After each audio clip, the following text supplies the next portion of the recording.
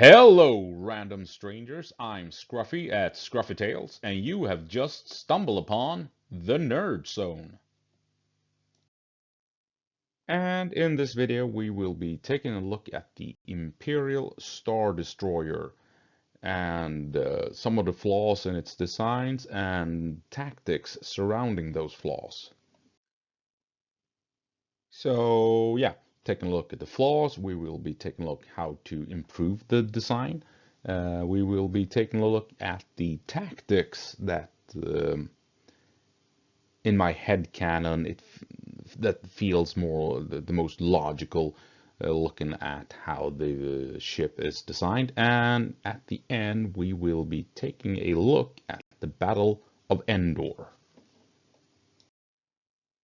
And without further ado, let's get into it. First of all, the Star Destroyer is beyond anything else. It is an icon of Imperial rule and of the Imperial military's might. It is a juggernaut, a beast. It is a jackboot. When a Star Destroyer arrives to a system, that's all she wrote. No rebellion can withstand the might and power of a Star Destroyer. It has enough firepower to level a continent. It brings enough stormtroopers to subdue any uprising. It has TIE fighters that can patrol a system and gun down smugglers and what have you. It is a powerhouse within the Star Wars universe. Now, all that said, and it's all true I mean, it makes sense within the Star Wars universe that it is this massive beast that you can't contend with. But all that said, it does have a couple of weird design features that, makes me question how effective it is as a warship, to be perfectly honest. So just by looking at its design and where it has its main weapon batteries positioned, a Star Destroyer has a lot of angles where an enemy can take advantage of the flaws in the design. The main guns are positioned to the sides primarily, and it has some ability to open fire straight forward and also forward and up, but backwards to the rear and below definitely, and also straight up. There's not much a Star Destroyer can do to engage enemy ships, making it extremely vulnerable in a combat situation. All you need to do is basically get below it, and you can shoot at it all day long and can't do anything about it. Same thing from above. And especially from behind. This ship is so vulnerable from behind, it's almost criminal.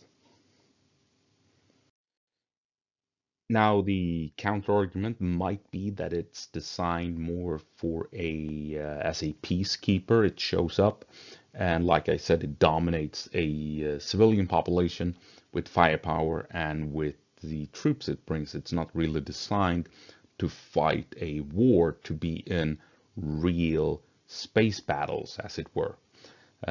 Nevertheless, these design flaws are still there, and I think they became apparent once the rebellion actually kicked off with and gathered a proper fleet to fight the Empire with. So, how to improve the design? Well, it's not that big of a mystery, to be honest. You just need more guns, or you need to rearrange the guns, basically. Uh, First and foremost, you need rear-facing guns. You really need guns that can fire to the rear, to protect it from the rear, where it has these big, massive engines that are prime targets for any hostile ship. going up against a Star Destroyer. And you need ventral guns, obviously. I mean, if the enemy comes in below you, beneath you, the Star Destroyer can't really do anything. So it needs more ventral guns. And also, its main batteries are located along the sides of the ship, allowing it to shoot port and starboard. Uh, but it really has a missed opportunity of having a string of batteries along the dorsal of the ship. And just like with real life battleship, if you design these batteries along dorsal so that they can have free lines of sight over one another, almost like a staircase design, then they can swivel back and forth without blocking each other's line of fire, giving you the ability to open fire straight ahead with all the guns you have, or you can just turn them to either flank, to either port or starboard, to further increase the firepower in those directions. So looking at the design of the ship we have, they really need to put guns on the hull facing the rear to protect uh, the massive engines that are such a juicy target for any hostile warship. And dorsal gun batteries along the topmost ridge of the vessel, and they need to duplicate them along the ventral section of the ship as well. And if they do that, then they have a warship that can actually protect itself and engage targets all around without having to maneuver, twist, and turn as it is now, having the main guns facing port and starboard. The ship needs to tilt, it needs to twist, it needs to rise, it needs to turn in order to be effective. But with these improvements, then it can actually, sorry for that, engage the enemy at more angles without having to turn the entire ship in order to be able to fire. So no matter how cool the ship is, because I mean it's a really cool spaceship, it is a flawed design. It is so vulnerable from the rear. It can hardly defend itself from below, and can't do much if the enemy comes from above either. And in order to be able to shoot, the entire ship has to twist and turn and maneuver in order to get a broadside on the enemy. That is not optimal in a 3D environment that space combat is, even if Star Wars seems to have all ships on the same level as if it was a ocean battle going on. But yeah, just as soon as you start to think about it, the Star Destroyer is one of the worst designed starships in science fiction history, to be honest. But despite all the flaws, this is the design we have. So how would it fight? How could it survive in battle, in combat, going up against the Rebel Alliance? Looking at the design we now have. And I have actually given it some thought, and I will provide you with my headcanon on how this works out. So here we have the basic formation for Star Destroyers, and it's based on two important factors.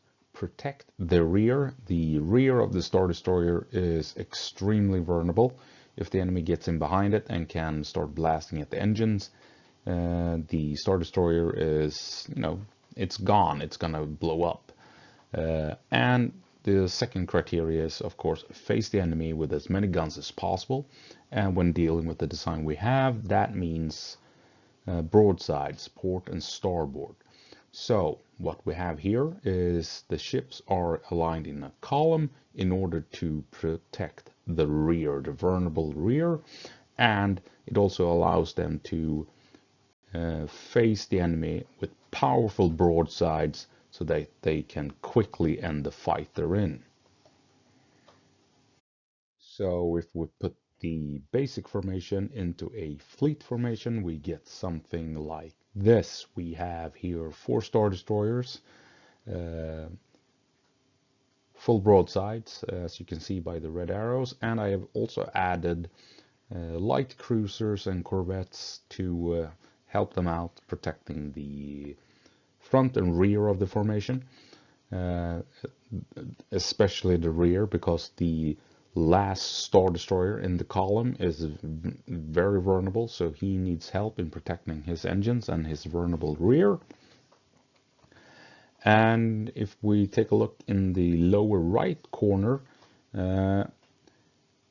you can see how I have arranged them. Looking at the formation from the side, you can put as many of these columns on top of each other as you want to create basically a massive wall of ships that can all fire their broadsides at the enemy.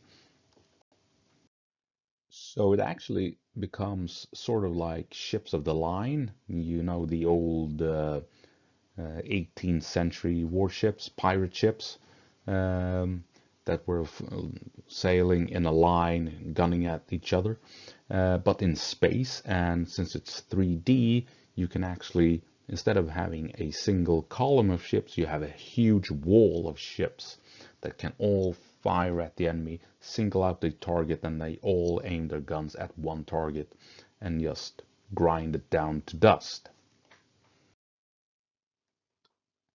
And of course, we can't escape the fact that the Star Destroyers, even though we now have smaller ships helping out to protect the rear, the ventral section of the ship is still very vulnerable.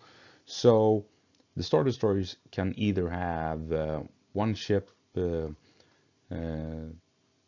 facing downwards and one ship facing upwards to help even out the weakness, or you have if you have at least two columns, the lower column can, as it were, fly upside down, and in that way the ships help out in protecting the vulnerable ventral lower section of the ships. So how would a space battle in Star Wars play out according to my headcanon?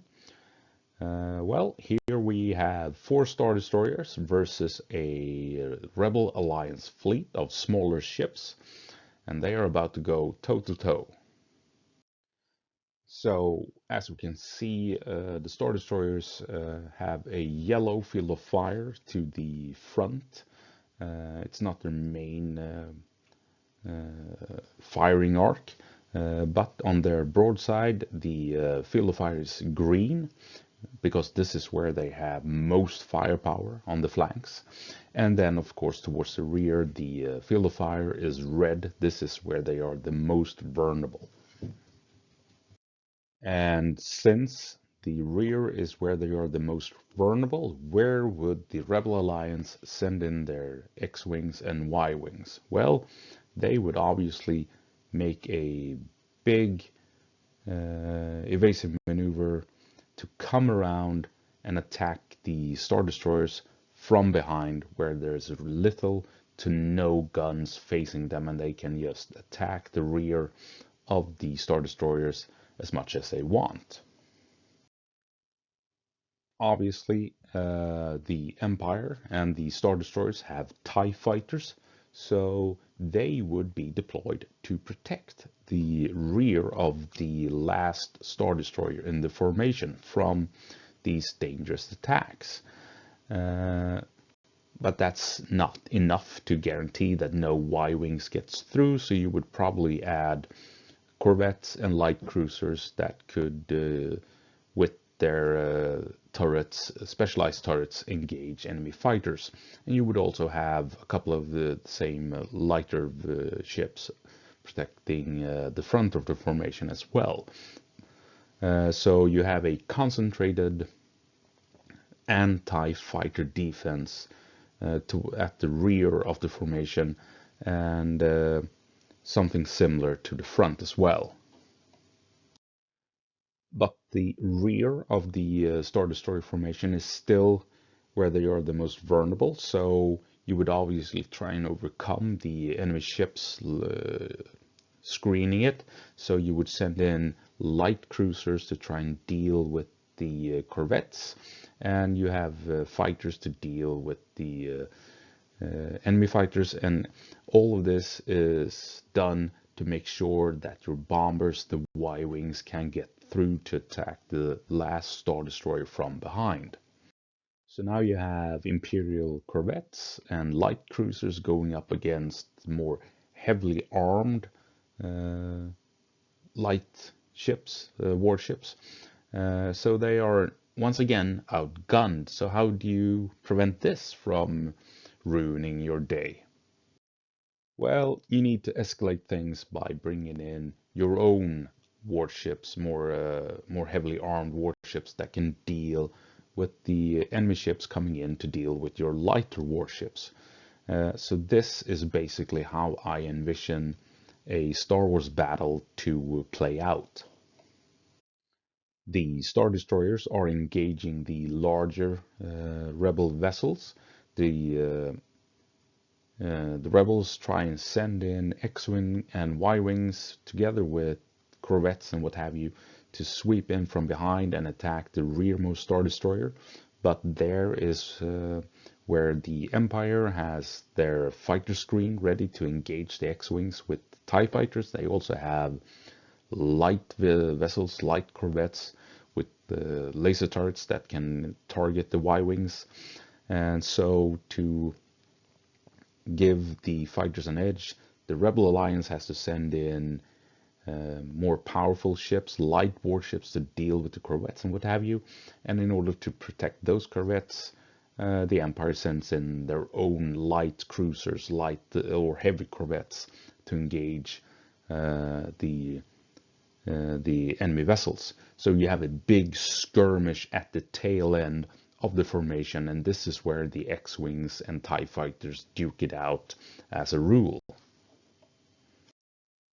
So basically this is more or less how I envision an Imperial fleet squadron to be arranged and how it might look from above, at least. Like I said before, you can have multiple layers of columns and squadrons and what have you at depth once you twist this into a 3D environment. And if we start out at the bottom, we have the Star Destroyers arranged in a neat column to fire broadsides at the enemy and to protect the vulnerable rear of the ships. And ahead of them, we have the forward skirmish line together with a forward support element. The forward skirmish line, its role is obviously to protect the uh, point Star Destroyer from frontal attacks from enemy bombers or even maybe cruisers. So you might have dreadnoughts forming the forward skirmish line. And then you have a forward support element, a couple of TIE fighters, and maybe some corvettes and what have you that can deal with Y-wings and stuff like that. So it's a more robust defensive line up front intended to deal with the light cruisers and what have you, because you will probably not see all that many Y-wings and X-wings attacking this formation from the front. And then, of course, we have the rear skirmish line together with the rear support element and the main fighter screen. And like I've already said, the point here is for the fighter screen to deal with the incoming fighter bombers, and they are then supported by corvettes and light cruisers designed to deal with fighters, just to give the fighter screen an edge in order to protect the rearmost Star Destroyer and its very vulnerable engine section. And the rear skirmish line has a rear support element with some heavier warships, some light cruisers that can deal with any potential more powerful enemy ships coming in to support a fighter bomber squadron trying to get through the fighter screen to reach the Star Destroyers. Then we have an escort carrier. I mean, I have chosen to add one, but you can have two, three, four. Uh, I don't think that's unreasonable. Bringing in tons and tons and tons of TIE fighters to the fight to support the Star Destroyers, to support the fighter screen, and to support any counterattacks when the Empire tries to attack the enemy formation. We also have a strike support element. Uh, Ships, more powerful warships, heavy corvettes, light cruisers, um, like the Arquitans potentially. Uh, and the point here is for them to stay behind and be ready to support any TIE fighters, TIE bombers that are moving in to attack the enemy formation from the rear. And in case an interdictor is available, it will be quite a ways from the actual fighting, as you might imagine. It will probably have its own escort because it's such a vital ship, and its role is obviously to trap the enemy and deny them any chance of escape. And then we have a light cruiser screen uh, at the rear of the formation. And the reason for this is the role of this screen of light cruisers is to be ready in case any enemy ships hyperspace jump in behind the Imperial formation trying to outflank them. So you have this screen of light cruisers ready to dash in to deal with any unforeseen threats that pop out, that appear out of nowhere from hyperspace. Now, if you have any suggestions as to which ships should or would fit into any of these roles, any ships that should be in the light cruiser screen, do you have any suggestions for what ships should be in the forward skirmish line or maybe in the rear support element and so on? Please let me know in the comment section. And so, hit pause button and take a look at what I've provided you, and then let me know which ships should be positioned where in this particular formation. All right, with all that said, we're going to be taking a look at some Imperial tactics, or at least the tactics I envision in my headcanon. So we're starting off with the classic aft skirmish, and it's basically the fight I've been using as an example up until now, where we have a strike support element moving in together with TIE fighters and TIE bombers towards the rear of the enemy formation. And the goal here is to take out the enemy fighter screen and the enemy rear skirmish line in order to allow the TIE bombers to reach the rearmost enemy vessel in the main column so that they can launch their torpedoes and take out the enemy engines. So very basic formation, very basic tactics where you have the Star Destroyers trying to help out the strike element in dealing with the enemy rear skirmish line in order to allow the TIE bombers to move in and attack the rearmost enemy vessel in the main formation, and the Star Destroyers can then engage the same target, allowing them to destroy one of the enemy capital warships. Then we have the skirmish feint, where you move in to do a classic aft skirmish, but the Imperial troops then make a U-turn and try and lure the enemy fighters and possibly even corvettes and what have you to follow them, thinking that they are running away, and by doing so they bring the enemy closer to the Imperial formation, so TIE fighters, TIE interceptors, and even the rear skirmish line can dash forward and trap the pursuing rebel fighters, and then they can deal with the enemy rear skirmish line and the enemy fighter screen in a concentrated effort with all the TIE fighters and what have you, and deal with the enemy fighters, the enemy skirmish line, and when they're destroyed, the Imperial forces can then swing around again and let the TIE bombers move in and attack the rearmost enemy warship in the main column. Next, we have the reinforced aft skirmish, and this is a powerful effort, concentrated effort into dealing with the enemy rear elements by sending in TIE fighters and TIE bombers together with not only the strike support element, but also with the rear support element.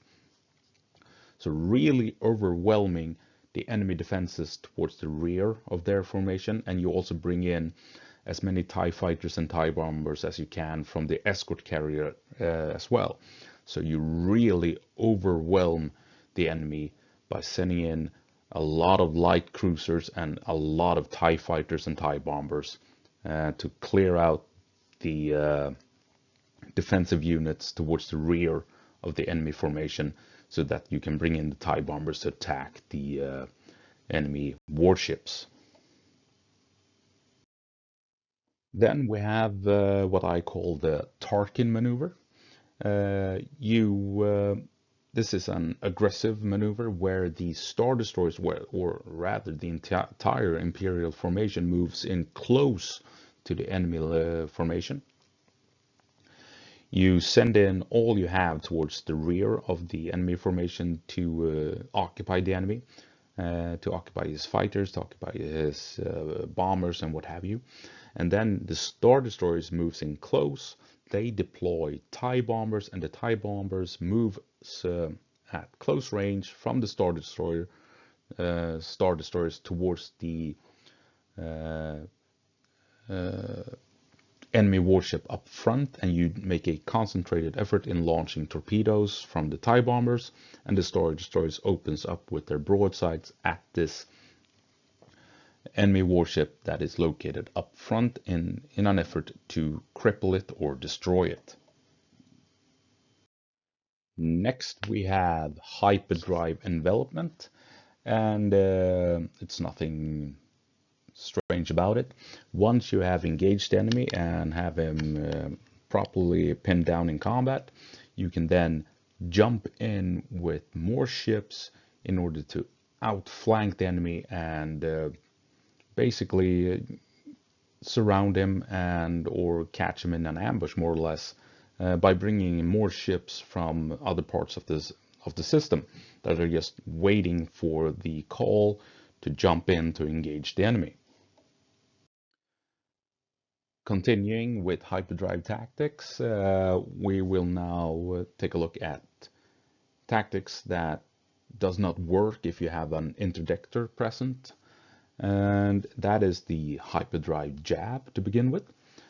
Basically a hit and run attack where ships jump in, open fire with a couple of volleys, and then they jump out to avoid getting hit by counterfire. So the main fleet has engaged the enemy, locked them in combat, and then other ships jump in, open fire and jump away again. And the other version is the hyperdrive drop. And with the drop, that just means the ships jump in, maybe open fire once or twice, but what they do is they drop off all their TIE fighters and TIE bombers, and then they jump away and leave the TIE fighters behind, and the TIE fighters then fly in and overwhelm the enemy from an unexpected angle and help the main fleet with the main fight. Another hyperdrive tactic is the hyperdrive skirmish. Again, something that won't work if you have an active interdictor in the area. And basically, this is just a bunch of hit and run assaults relying on smaller squadrons that just jump in, open fire, and jump out. And repeat this pattern, harassing the enemy fleet for as long as possible before they either decide to leave, making hyper jump out of the system, or you actually manage to cripple them so they cannot leave at all. So it's just a continuous attack with ships jumping in, opening fire, and jumping out, and jumping in, opening fire, and jumping out, attacking from different angles, preferably from the rear, where Star Wars ships are, as a rule, the most vulnerable. And remember, it's in space, it's 3D, they can come in at any angle and attack from anywhere, basically. So you can jump around all over the system just to find a new angle to attack the enemy from. And so you jump in, open fire, jump out, and then when you're at your new destination, you jump to another position, and then you jump back towards the enemy, open fire, and jump out again. And so that is the hyperdrive skirmish. Next, we have the most aggressive tactic in the Imperial arsenal, and as crazy as it may look, this is actually based on real-life tactics used on Earth back in the day of sales, and I think it works, it should work quite nicely in the Star Wars universe. And I call this tactic the Mandalore Gambit. Basically, what the Empire does is the Star Destroyers split off in two pairs, or if how many Star Destroyers you have, depending on the situation. And then they move in towards the enemy formation and actually cuts them off as they pierce the enemy location, or enemy formation, and focus all their firepower on the ship that they have trapped between them. They launch TIE bombers to add more firepower by launching torpedoes at this ship that I marked with the red circle. And they also allow the Star Destroyers to focus broadsides on the enemy ships marked with the red arrows. And of course, the rear support element, the strike support element, aggressively move in together with TIE interceptors and TIE fighters towards the enemy fighters and the enemy skirmish lines.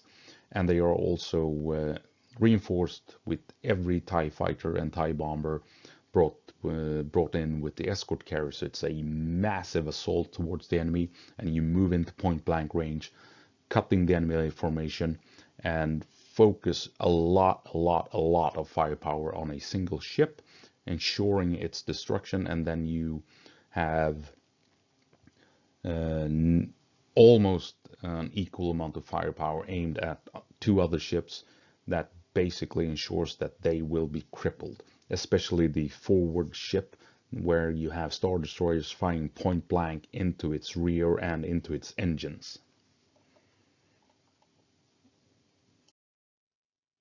Next, we have a more cautious tactic that I call the volley maneuver. And basically, the Star Destroyers move back and forth, trying to stay out of reach of the enemy. and then they move in and open fire in a volley at enemy ship, and then move back out of range, and then they move in and open fire again, taking advantage of the strong shields of the Star Destroyer. So when they are momentarily within range of the enemy can only fire so many shots at them, but the Star Destroyers, they have powerful guns, so when they open fire, they have the advantage, and their shields can soak the incoming fire. They move out of range, so the enemy can't keep shooting at them. They move back into range and open fire again. So it's a very cautious tactic, and that allows them to land hits on the enemy while they reduce the risks of taking damage themselves. And last but not least, we have what I call the Ozzel line, a favorite tactic among Imperial commanders for some reason. And it is the one we frequently see in the movies, where the Star Destroyers are arranged, what's it called, line abreast, with their broadsides facing each other, and they have the front of the ships all aimed at the enemy formation. This, as we can see, the forward arc for the Star Destroyers is marked in yellow. This is not their primary field of fire. The primary field of fire is at the flanks, but the enemy will be, if they're aligned in the formation I have been talking about so far, they have their broadsides aimed at the Star Destroyers, giving the enemy the upper hand in any combat involving the Ozzel line. The Ozzel line does include a massive assault with TIE fighters against the enemy. So you line the Star Destroyers up line abreast with the points, the fronts aimed at the enemy, so basically providing fire support as you just send in hordes and hordes of TIE fighters in order to overwhelm the enemy with the TIE fighters, TIE bombers, and TIE interceptors. The downside is, of course, if the enemy manages to move up on your flank, then you have a lot of enemy warships aiming a lot of guns at very few of your own ships. So you can only shoot at them with that many ships, while their entire formation can aim all of their guns at you. And even worse is what happens when the enemy fighters and fight bombers manage to get around your formation, attack you from the rear. You have very little support in protecting the very vulnerable rear of the Star Destroyers. But like I said, the Ozzel line is a cautious tactic. It's almost a defensive tactic where the Star Destroyers are held back and are only meant to support TIE fighters that are pushed in huge waves to overwhelm enemy warships that may not be suited to fighting enemy fighters. They have turbo lasers designed to deal with Star Destroyers, so you send in TIE fighters instead to overwhelm these larger ships that can't really handle TIE fighters and TIE bombers. Now, as it happens, I actually think at the Battle of Endor, we may, or yeah, I think we actually see some evidence of the tactics I've discussed being used. I think that Admiral Piet at the Battle of Endor relied on the Ozzel line, and Lando Calrissian more or less instructed Admiral Akbar to go ahead with something akin to the Mandalore Gambit. So Lando tells Admiral Akbar to push in close, send everyone in close to the Star Destroyers, because they can't win the fight at a distance against these powerful ships and all of these TIE fighters. And as we see in the movie, they are indeed the Imperial ships are arranged line abreast with their fronts facing straight at the Rebel Alliance, and they are sending forward this massive horde of TIE fighters. And the Rebel Alliance, they're losing the fight. So the order is given to push in close and engage the enemy at point blank range. So if you ask me, what the rebels do next is that they push in as close as they can, but they are moving in on the flank of the enemy formation, overwhelming one flank and just pounding the Imperial ships with a massive advantage in firepower, because as they move up on the enemy flank, the Imperial ships on the opposite flank can no longer engage the rebel ships. So it doesn't matter if the Star Destroyers are more powerful, it doesn't matter even if they have numerical superiority. The rebels have moved up all of their fleet on one flank, overpowering one flank of the enemy fleet, taking out Star Destroyers, taking out light cruisers. And since they are concentrated on that flank and not spread out, they have a better defense against the swarm of TIE fighters that is coming after them.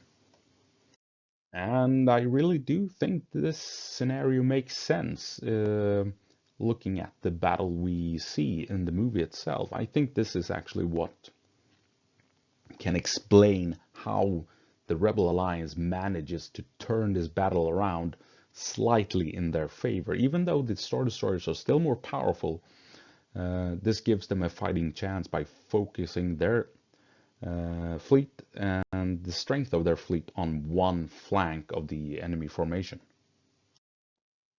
And that's it. That's all I have for you today.